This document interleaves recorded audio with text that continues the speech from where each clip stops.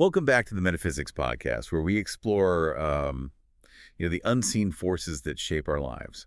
I'm Dennis Goddard. And I'm Louise Hicks. And Louise. Today we're diving into a question that I'm sure many of you have pondered. What does it mean when someone is always on your mind, even without any communication? You know that feeling. Right. It's like they're a recurring song that you can't get out of your head, even if you haven't seen them in ages. It certainly is. It's a question that speaks to the mysterious connections we have with others. So where do we even begin to unpack this? Well, let's start with the concept of energetic connection. Okay. It's the idea that our thoughts, even those silent ones about that certain someone, aren't just fleeting whispers in our minds. Right. They actually emit a measurable frequency, much like a radio wave. So when you're constantly thinking of someone, you're essentially tuning into their specific frequency. Like creating a mental radio bridge that spans the distance. Exactly. Wow. And it's not just some esoteric concept. Science is starting to back this up. Oh, really? Yeah, think about the heart and brain. We know they generate electromagnetic fields, and those extend beyond our physical bodies. I see. These fields carry our emotions and intentions, which means they can potentially impact those around us, even without a word being spoken. So if I'm understanding you correctly, every time I think of someone, I'm sending out like a little energetic hello, whether they realize it or not. Think of it more like a constant hum of energy. Okay. And the strength of that hum depends on the intensity of your thoughts and emotions. That makes sense. The heart, in particular, plays a powerful role here. It generates the strongest electromagnetic field in the body. And when you factor in emotions like love, longing, or even anger, the heart amplifies those feelings and sort of broadcasts them outward. Interesting. Yeah. So let's say I'm thinking about someone with a lot of intensity. Is there a chance they're subconsciously picking up on that energy, even if we haven't spoken in a while? It's definitely possible. You know how sometimes you can sense someone staring at you? Yeah. Even if you haven't looked at them directly. Yeah. That's your subconscious picking up on their energetic focus.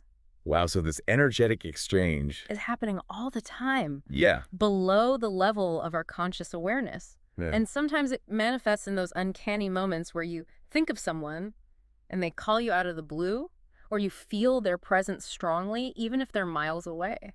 That's wild. And that leads us to the idea of emotional imprints, which is another concept we'll be diving into. Right. It's this fascinating notion that significant interactions, especially those charged with emotion, leave lasting impressions on our subconscious. Absolutely. These imprints aren't just memories, though. They're energy stored in our bodies, shaping our thoughts and behaviors long after the actual experience. Right. Think of it like a song that takes you right back to a specific time and place, Yeah. and you're instantly flooded with those same emotions. Yeah. That's your emotional imprint being triggered. Exactly. So when someone pops into your mind repeatedly, it could be because they've left a particularly deep emotional imprint. It could, yeah. The energy of that connection is still resonating within you, perhaps linked to unresolved feelings or unexpressed emotions. Right. It's as if a part of you is still processing the experience on an energetic level. That's a good way to put it. So far, we've talked about energy, we've talked about emotions, but can we actually communicate with someone just by thinking about them? Some call it telepathy or nonverbal communication. Right. It's a topic that has fascinated people for centuries. For sure. Could it be that the heart's energy, as it amplifies our emotions, is actually transmitting those feelings directly to the person we're thinking about? That's where things get really interesting. To understand this, we need to venture into the quantum realm. Oh, here we go. Yeah, a world where the rules of classical physics seem to bend and break. Right. There's this concept in quantum physics called entanglement, where two particles, once they've interacted, become linked, regardless of the distance between them. So if I'm picturing it correctly, what happens to one particle instantly affects the other, even if they're miles apart. Exactly. Wow. And what's fascinating is that some scientists believe this principle might apply to human consciousness as well. Really? Imagine for a moment that on a deeper level, we are entangled with those we have strong emotional connections with. Okay. This could explain those instances where you think of someone and they contact you right away, or you have a vivid dream about them the night before they call. It's like there's a subtle, invisible thread connecting our hearts and minds, operating outside the limitations of time and space. That's pretty mind-blowing. I know we have a lot more to cover in this deep dive, so let's pause for a moment and hear from you. Yeah. Have you ever experienced these seemingly coincidental connections with someone you are thinking about? We'd love to hear about it. Share your experiences in the comments below. We'd love to hear from you. Yeah, we're going to delve deeper into this connection between the heart and mind, explore the power of intention, and discuss how it all ties back to why someone might be persistently on your mind. This is exciting stuff. Yeah, but first, a quick message from our sponsors. We'll be right back.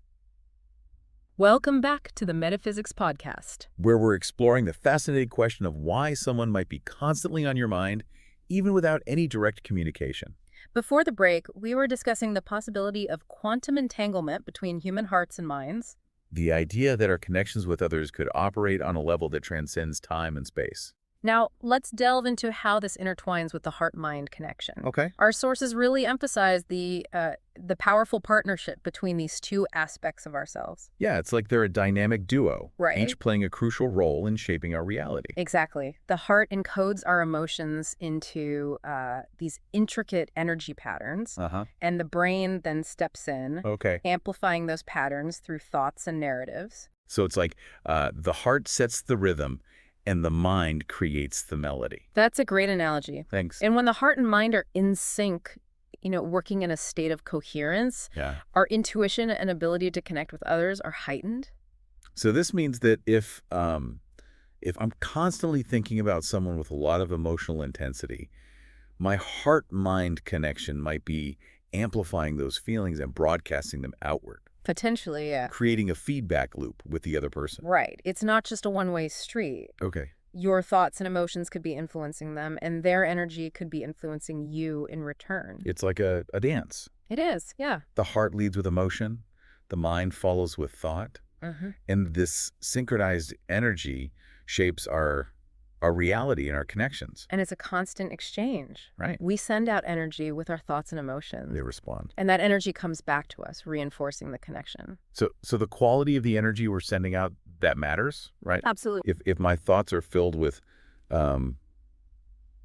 negativity or resentment, that's going to impact the dynamic of the connection. Definitely. If your thoughts are rooted in, fear or resentment or longing, the feedback loop can amplify those negative emotions. Yeah. Creating this kind of vicious cycle that can keep you feeling stuck. But on the other hand, if my thoughts are rooted in, love or gratitude or compassion, that positive energy will be amplified, right? Yes, nurturing both you and the person you're thinking about. That's reassuring. Yeah. So it sounds like it's not enough to just be aware of our thoughts. Right. We also need to be mindful of the emotional energy behind them. Awareness is the first step. Okay. Once you're aware of those recurring thoughts and the emotions they trigger, you can choose to shift your focus and energy. So, for example, if I find myself constantly dwelling on a past relationship with sadness or regret, I could try shifting my focus to gratitude for the lessons I learned. Or the good times we shared. Exactly. You can even visualize yourself sending that person loving and healing energy, even if there's been conflict or distance between you. I like that. Yeah. That brings us to the concept of manifestation. Yes. Which suggests that that focused thought acts like a magnet, drawing energy and influencing our reality. Right. The more we focus on something, the more likely we are to bring it into our experience. Our subconscious minds are always working to align our internal focus with our external reality. So if someone is constantly on your mind, it could be that your subconscious is trying to manifest some kind of interaction or resolution with them. So it's not just about random thoughts popping into our heads. Right. There's this deeper interplay of energy and emotions and our subconscious desires at work. And sometimes those recurring thoughts are a sign that there's some unfinished emotional business between you and the person you're thinking about. It could be, yeah. It's like an energetic loose end, a thread connecting you to someone from your past. Right. So it could be unresolved feelings or unspoken words, or perhaps a sense of closure that was never quite achieved. Think of it like this. Okay. Have you ever had a song trigger a flood of memories and emotions from a past relationship, even though it's been years? Yeah, for sure. That's your unfinished emotional business resurfacing, reminding you of something that still needs to be addressed. It's like that person's energetic imprint is still lingering, Yeah. whispering to my subconscious, hey, there's something here that needs your attention. Exactly. And it's not just about romantic relationships, right? Yeah, not at all. It could be unfinished business with, a parent Mm-hmm. or a sibling or a friend or even a colleague. Right. Anyone who's left a significant emotional mark on your life can become part of this unfinished business. The key is uh, to become aware of those recurring thoughts and ask yourself, what is this connection trying to tell me? What emotions are still swirling around this person? And instead of trying to ignore those thoughts, we Yeah. can lean into them Okay. and use them as an opportunity for healing and growth. Unfinished emotional business is not a burden to be carried. Right. It's an invitation to become more whole.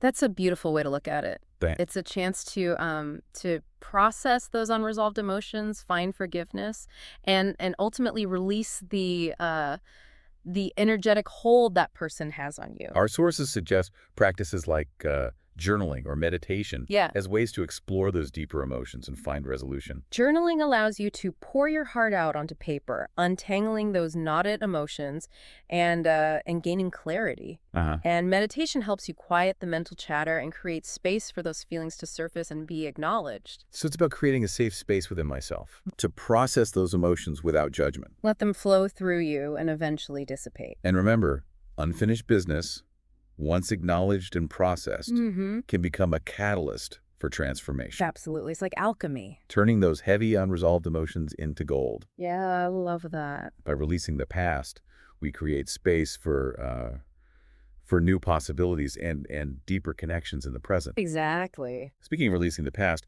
what if we could shift our focus altogether, away from those unresolved emotions and toward a higher state of being? That's a beautiful aspiration. Yeah. And it's entirely possible. Correct. Our sources suggest practices like meditation and visualization Wow. to help us align with a more harmonious state of being. So meditation helps us quiet the mind and connect with our inner stillness. It's about observing our thoughts and emotions without getting swept away by them. It's like creating a space of calm amidst the mental storm. And visualization allows us to create a mental picture of ourselves embodying the qualities we desire: peace, love, joy, compassion. So if I'm constantly thinking about someone with longing or resentment, I could try visualizing myself feeling peaceful and accepting towards them. Right. So if I'm understanding this correctly, by repeatedly engaging in this visualization, Yes. I'm essentially rewiring my brain and shifting my energetic It's frequency. you sending a clear message to the universe saying, this is the energy I want to embody. And as we raise our vibration, Yeah, we naturally attract people and experiences that resonate with that higher frequency. that's the idea. It's like we're tuning our internal radio to a different station, one that broadcasts a more harmonious frequency. I like that. This brings us to the final concept we'll explore in this deep dive. Okay. Rewriting our narratives. This is such a powerful concept. Yeah. It's the realization that we are not bound by the stories we've been telling ourselves. Right. Those narratives that are often based on, past experiences or limiting beliefs or societal expectations. We might tell ourselves, I'm not good enough, or love always ends in heartbreak, or I'm destined to be alone. But those are just stories, right? They are just stories. They're not necessarily true. And the amazing thing is that we have the power to rewrite those narratives. That's empowering. We can choose to tell ourselves a different story, one that empowers us and aligns with our deepest desires. Our sources suggest several steps to help us rewrite our narratives. Yes. The first step is to identify those limiting beliefs that are holding us back. Right. Ask yourself, what stories am I telling myself that are no longer serving me? What limiting beliefs are keeping me stuck? And once you've identified those beliefs, it's time to challenge them. Yeah, question their validity. Ask yourself, is this really true? What evidence do I have to support this belief? Often when we examine those beliefs closely, we realize they're based on, fear or past experiences. Right. That no longer reflect our current reality. And once we've challenged those beliefs, we can begin to replace them with more empowering thoughts. Yes. Instead of saying, I'm not good enough, we can choose to say, I am worthy of love and happiness. It's about consciously shifting our internal dialogue to reflect the reality we want to create. And the more we repeat those new, empowering thoughts, Yeah. the more they become ingrained in our subconscious mind. It's like we're planting new seeds in the garden of our minds. Seeds that will eventually blossom into a more fulfilling and authentic life. Exactly. But rewriting our narratives is not just about changing our thoughts, is it? No, it's also about aligning our actions with our new story. If we want to believe we're worthy of love, we need to act in ways that demonstrate that belief. Right. We need to set boundaries, speak our truth, and surround ourselves with people who support our growth. It's about walking the talk. Yes. Embodying the new narrative in everything we do. And as we do that, our external reality begins to reflect our internal transformation. It's like we're creating a ripple effect, sending out waves of positive change into the world. Rewriting our narratives is a journey, not a destination. Right. It's an ongoing process of self-discovery and growth. And the more we commit to this process, the more we reclaim our power as creators of our own lives. It's about choosing to write a story that reflects our true potential. A story filled with love, joy, and purpose. Exactly. As we wrap up part 2 of this deep dive, I want to leave you with this question. What story are you ready to rewrite? What limiting belief are you ready to release? And what new, empowering narrative are you ready to embrace? Take some time to reflect on these questions and join us for part 3, where we'll bring all these concepts together and explore what it all means for the listener's journey of self-discovery and connection. Welcome back to the Metaphysics Podcast for the final part of our deep dive into why someone might always be on your mind even without any communication. Over the last 2 episodes, we've explored a lot. Yeah, the intricate ways we're connected to others on an energetic and emotional level. From the power of our thoughts to the potential for quantum entanglement between hearts and minds. We've covered a lot of ground, but the real journey begins when we, apply these concepts to our own lives. Right. So let's bring it all together. Yeah. What are some key takeaways our listeners can use to make sense of this experience, navigate their own connections? Well, one of the most important takeaways, I think, is recognizing that, we're all interconnected through this web of energy and emotion. Like we're all part of one giant energetic tapestry. Yeah. And our individual thoughts and feelings, they create ripples that extend outward, impacting those around us. So when someone is constantly on your mind, it's not just a random occurrence. Exactly. It's a sign that there's an energetic and emotional connection at play. One that deserves our attention. So the second takeaway is that these recurring thoughts, they're a call for self-reflection. Right. It's an opportunity to pause, turn inward, and ask yourself some important questions. Like, what is this connection trying to teach me? What unresolved issues or desires might these thoughts be highlighting? By exploring those questions, we can uncover deeper truth about ourselves and our relationships. And that brings us to the third takeaway, the power we have to shape our reality and our connections. Through our thoughts, emotions, and actions. Right. We can choose to nurture relationships that bring us joy. And release those that no longer serve us. It's about recognizing that we're not passive bystanders in our lives, but active creators who can consciously shape the energy we put out into the world. And finally, I think it's crucial to remember that understanding why someone is on our mind is a journey, not a destination. Each connection is unique, and it's important to approach this experience with curiosity, compassion, and a willingness to explore our own inner landscape. Yeah, trust your intuition, listen to your heart, and follow the path that feels most aligned with your authentic self. To our listeners who are experiencing this right now, know that you're not alone. It's a common human experience, and one that can lead to profound insights and personal growth. Don't be afraid to delve into those thoughts and emotions. Explore the energetic and emotional connections you have with others. And most importantly, trust that the universe is always guiding you toward your highest good. You have the power to choose how you respond to these experiences. You can get lost in the mental loop, or you can use it as a catalyst for transformation. Your choice is always yours. And with that, I think we've reached the end of our deep dive. It's been a pleasure exploring these concepts with you. Likewise. And to our listeners, thank you for joining us on this metaphysical adventure. If you enjoyed this episode, we'd love for you to leave a comment below. Yeah, like this video and subscribe to our channel for more deep dives into the mysteries of the universe. Until next time, keep those hearts open and those minds curious. And may all your connections be filled with love, light, and understanding.